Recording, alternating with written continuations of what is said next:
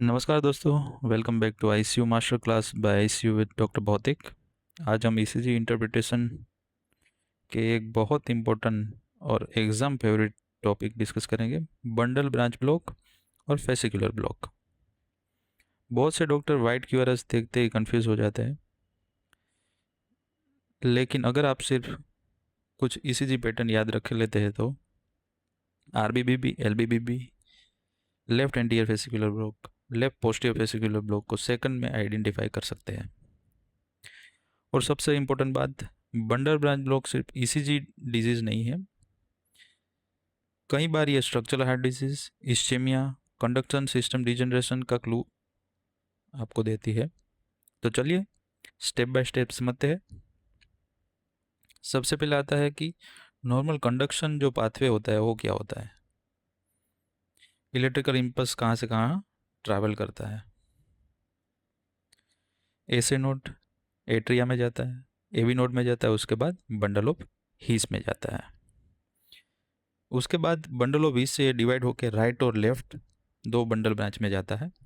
और लेफ्ट जो bundle branch है वो दो फेसिकल होते हैं, लेफ्ट एंटीरियर फेसिकल और लेफ्ट पोस्टीरियर फेसिकल।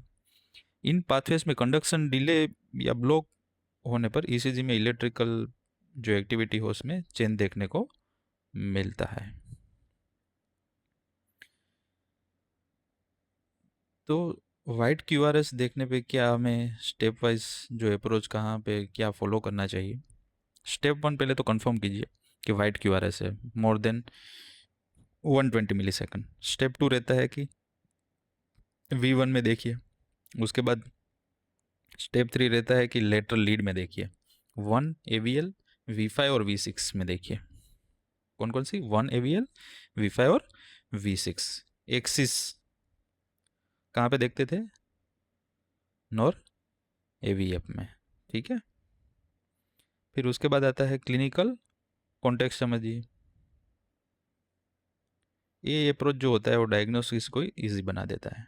तो सबसे पहले आता है राइट बंडल ब्रांच ब्लॉक। ठीक है,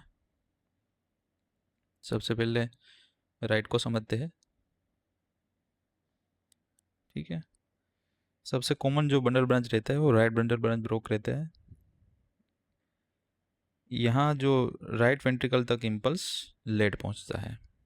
ठीक है, ईसीजी में क्या देखने को मिलेगा? वाइट क्यूआरएस मोर देन 120 मिली सेकेंड। लीड वन में RSR पैटर्न देखने को मिलेगी या एम सेप क्यूआरएस देखने को मिलेगा। याद रखिए, एम इन V1। और लेटरल लीड 1 और V6 में वाइड स्लर्ड एस वेव देखने को मिलेगा। रिमेंबर, आरबीबीबी में M wave in V1, W in V6। Causes क्या रहते हैं? Pulmonary embolism, COPD, right ventricular strain, ASD और डीजनरेटिव डिजीज। कई हेल्दी इंडिविजुअल में भी यह आइसोलेटेड आरबीबीबी मिल सकता है। उसके बाद आता है एलबीबीबी। ठीक है, एलबीबीबी में ये लेफ्ट जो वेंट्रिकल तक इम्पल्स जो होता है वो डिले पहुंचता है। मोर इम्पोर्टेंट ये ब्लॉक होता है ईसीजी में। मोर क्यूआरएस मोर देन 120 मिली सेकेंड। V1 में डीप एस वेव यहाँ पे, और लेटरल लीड जो होती है 1, 5 और 6 में स्लर्ड आर वेव देखने को मिलता है। ठीक है, एलबीबीबी में W in V1, M in V6। कौन कौन सी एसोसिएटेड कंडीशन रहती है? Hypertension, ischaemic heart disease, cardiomyopathy, aortic stenosis और डीजनरेटिव कंडीशन। एलबीबीबी को हमेशा क्लिनिकली सीरियसली लेना चाहिए। क्यों एलबीबीबी क्यों इंपॉर्टेंट होता है इतना? क्योंकि नॉर्मल जो एसटीटी इंटरप्रिटेशन होता है वो डिफ़िकल्ट हो जाता है कभी कभी। एमआई डायग्नोसिस कभी कभी मिस हो सकता है, इसलिए सेगार ब्रुज जो क्राइटेरिया है वो यूज़ करना पड़ता है। अगर पेशेंट को चेस्ट पेन के साथ एलबीबीबी है तो हमेशा एसीएस को कंसिडर करना चाहिए कि मतलब पेशेंट को एमआई हुआ है उस टाइम पे। ठीक है, उसके बाद आता है फेसिकुलर ब्लॉक।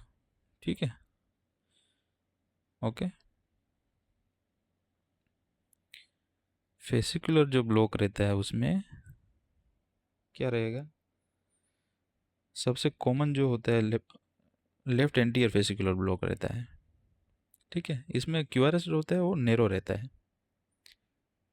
ठीक है, लेस देन 120 मिली सेकेंड होता है। ठीक है, ईसीजी में क्या होगा, लेफ्ट एक्सिस डेविएशन, ठीक है। लेफ्ट एक्सिस डेविएशन मतलब एवीएफ में हम लोग देखते हैं, एवीएफ में नेगेटिव होगा, ठीक है।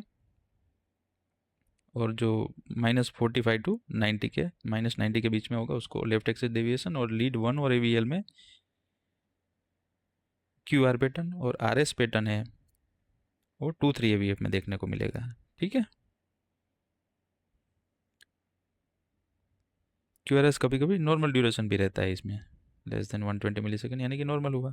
कॉज क्या हुआ, hypertension, inferior MI, degenerative fibrosis और कार्डियोमायोपैथी, ठीक है। Narrow QRS, left axis deviation, think of left anterior vesicular block. उसके बाद रहता है लेफ्ट पोस्टीरियर वेसिकुलर ब्लॉक, ठीक है। उसमें राइट एक्सिस डेविएशन, यानी कि एक्सिस रहेगी और +90 और 180 के बीच में रहेगी, ठीक है। लीड 2 में चेंजेस देखने को मिलेगी, नेगेटिव होगा,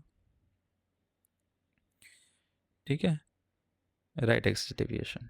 उसके बाद जो होता है क्यूआर पैटर्न देखने को मिलेगी 2-3 एवीएफ में, आरएस पैटर्न 1 और एवीएल में देखने को मिलेगी। किस में देखने को मिलता है, सीओपीडी और पल्मोनरी हाइपरटेंशन में, ठीक है, और इस्केमिक हार्ट डिजीज में देखने को मिलेगा, ठीक है। Narrow QRS with right axis deviation without RVH, think of left posterior vesicular block, ठीक है। उसके बाद रहता है राइट वेंट्रिकुलर वेसिकुलर ब्लॉक।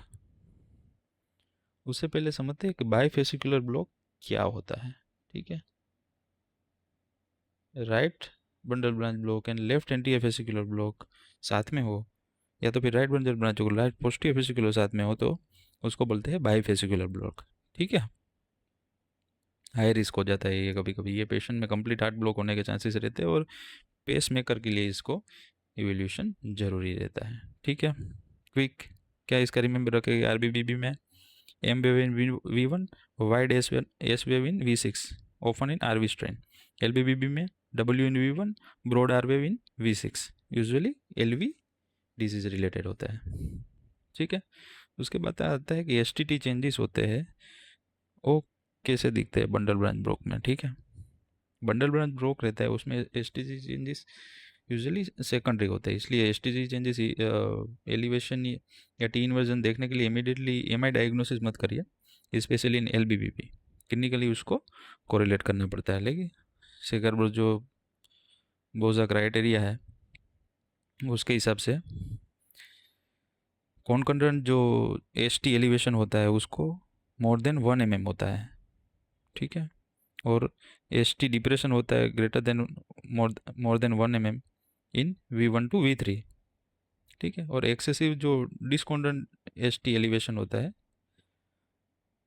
ठीक है, तो इसका स्कोर दिया हुआ है, ST elevation more than 1 mm तो 5 point, ST depression more than 1 V1 V3 3 points, और ST elevation greater than 5 discordant में तो 2 पॉइंट्स। स्कोर ग्रेटर देन 3 आया तो मतलब कि हाई प्रोबेबिलिटी है उसकी एमआई होने के चांसेस। एक्यूट एमआई जो सस्पिशियस इसको स्ट्रॉन्ग कर देता है, ठीक है। आईसीयू में अगर इमरजेंसी प्रैक्टिस में बहुत ये क्राइटेरिया यूजफुल रहता है। तो क्विकली क्या रिमेंबर रखेंगे हम लोग, ठीक है। आरबीबीबी में क्या, M V1, wide S1 and V6, ठीक है। उसके बाद आता है एलबीबीबी। एलबीबीबी में क्या, broad R wave, laterally deep S wave,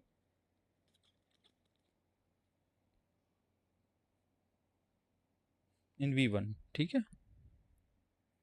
left anterior vesicular block, left axis deviation, left posterior vesicular block, right axis deviation, ठीक है। बाईफेसिकुलर किसको, आरबीबीबी पर vesicular block. LBBB always think of structural heart disease. Clinically क्या importance रहता है इन लोगों का, तो बंडल ब्रांच ब्लॉक जो रहता है वो ईसीजी फाइंडिंग रहता है, इसको इंडिकेट करता है cardiomyopathy, ischaemic heart disease, degenerative conduction disease और पल्मोनरी डिजीज। इसलिए ईसीजी को पेशेंट के कॉन्टेक्स्ट में इंटरप्रेट करना चाहिए, ठीक है। टेक होम मैसेज इसका देख लेते हैं कि क्या रहेगा। पैटर्न को हमेशा अंडरस्टैंड करना चाहिए। वाइट क्यूआरएस है, think of bundle branch block, M wave V1 RBPB, broad R wave in V6 LBPB, axis deviation fascicular block. Bifascicular block है तो प्रोग्रेस तो कंप्लीट हार्ट ब्लॉक हो सकता है। अब सबसे इंपॉर्टेंट होता है recognition of pattern, understand the conduction pathway and treat the patient, not the ECG. मैं हूँ डॉक्टर भौतिक, मिलते हैं नेक्स्ट लेक्चर में, ECG chamber enlargement and hypertrophy. Thank you.